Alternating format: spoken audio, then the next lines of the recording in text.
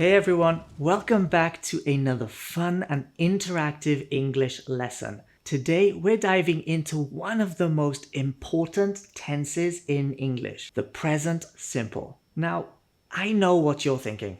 Wait, another grammar lesson? But hold on. This tense is actually everywhere in English. If you've ever talked about your daily routine, told someone what you like, or even stated a fun fact like the Earth orbits the sun, you were using the present simple. So stick with me, and by the end of this lesson, you'll understand when to use the present simple, learn how to form positive, negative, and question sentences correctly, avoid the biggest mistakes English learners make, master the tricky rules for he, she, it, learn about modal verbs and why they are different, and learn commonly used time words with the present simple. So grab a notebook, stay with me, and let's get started. Before we jump into the grammar rules, let's ask the big question. Why do we even need the present simple? What kind of situations require this tense? Well, we use the present simple for things that are generally true, repeated, scheduled, or long-term. Let's break it down with some real-life examples. Some things in life never change.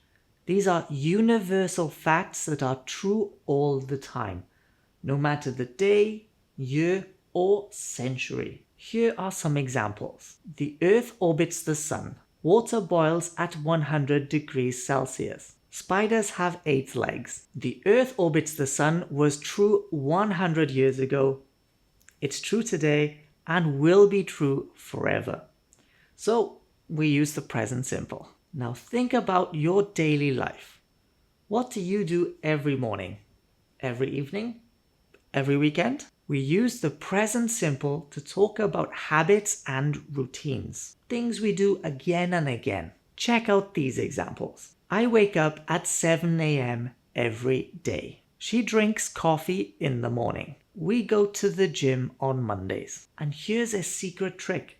Look out for words like always, usually, sometimes, never, every day, on Mondays. These words are clues that a sentence needs the present simple. Some things don't change quickly, like where you live, your job, or the language you speak. We use the present simple for these long-term situations. For example, she lives in London. I work as a teacher. They speak Spanish at home. So even though someone could move or change jobs, these situations usually last a long time, so we use the present simple. This one is interesting. We actually use the present simple to talk about the future when it's about fixed schedules, like transportation, movie times, or school timetables. For example, the train leaves at 6 p.m. The movie starts at 8 o'clock. School finishes at 3 p.m. Even though these events haven't happened yet, we use the present simple because they follow a fixed schedule. Cool, right? We also use the present simple when giving instructions or directions. This happens a lot in recipes, user manuals, and when guiding someone. For example, you turn left at the traffic lights. First, mix the flour and sugar. To start the computer, press the power button. This is why cookbooks and GPS navigation use the present simple, because instructions are meant to be universal and always true. Some verbs don't describe actions.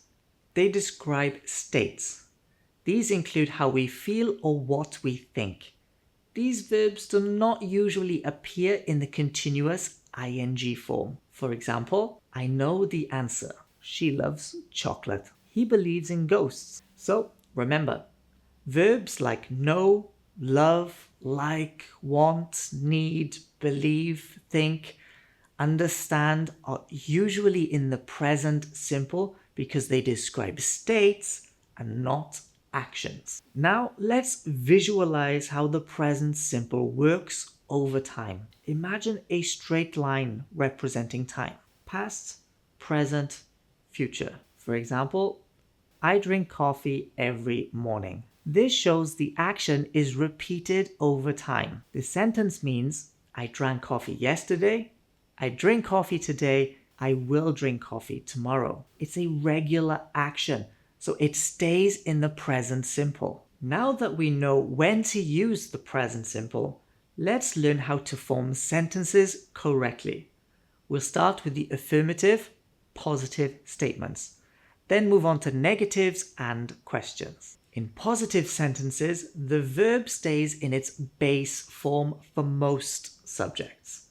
But for he, she, and it, we must add s or es to the verb. Let's take a look. Using the verb work for all subjects, I work every day. You work at a bank. He, she, it works in a hospital. We work together. They work in an office.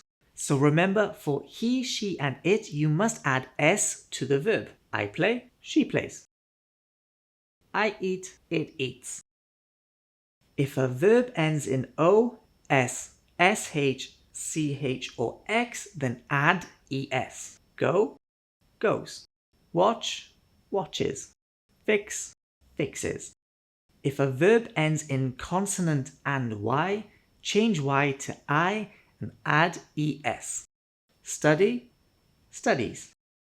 Try, tries.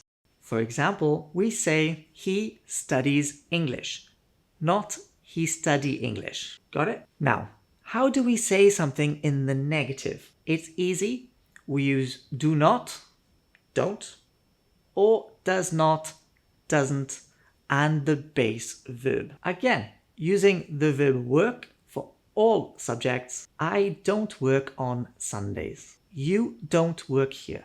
He, she, it doesn't work at night. We don't work in summer. They don't work on weekends. Be careful. With he, she, it, we use doesn't, and the verb goes back to the base form. We do not say he doesn't works. We say he doesn't work. Correct? She doesn't like coffee. Incorrect. She doesn't likes coffee. Now, how do we ask questions? We simply put do or does at the beginning of the sentence. Using the verb work for all subjects. Do I work here? Do you work in an office? Does he, she, it work on Mondays? Do we work together? Do they work late? Just like in negatives, with does, the verb stays in its base form. We do not say, does she works? It's just, does she work? Correct? Does she like pizza? Incorrect. Does she likes pizza? Now, here's something interesting. Some verbs do not follow the normal present simple rules. These are called modal verbs. Words like can, must, should, might, may, will, would, could, etc. Unlike normal verbs, modal verbs do not change for he, she, and it. That means no s. No changes. Modal verbs stay the same for all subjects. If we use can as an example, I can swim. You can swim. He, she, it can swim. We can swim. They can swim. With modal verbs, the verb always stays in its base form no matter the subject. We do not say he cans or she musts. Correct? She must go home early. Incorrect. She musts go home early. So the key takeaways for modal verbs in the present simple: no s for he, she, and it. The base verb follows the modal. It's used for ability, like can, I can swim. Necessity, must, you must listen. Advice, should, he should study. And possibility, may, might. It might rain. Now let's look at some words that often appear with the present simple. If you see these words, you'll know it's a present simple sentence. Frequency adverbs.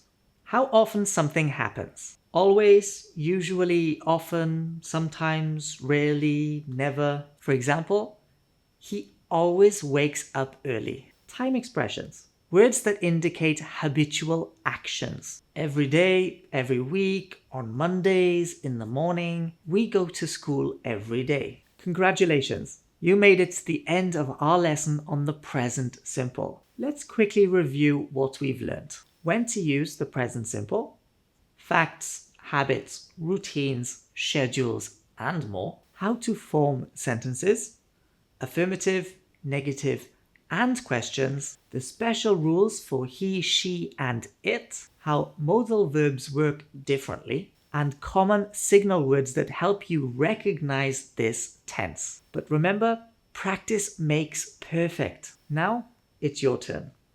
Comment below with an example sentence using the present simple. Try making a question or a negative sentence. Tell me one habit or routine you have. Don't forget to like, subscribe, and share this lesson with anyone learning English. Every bit of practice helps. Thanks for watching, and I'll see you in the next video.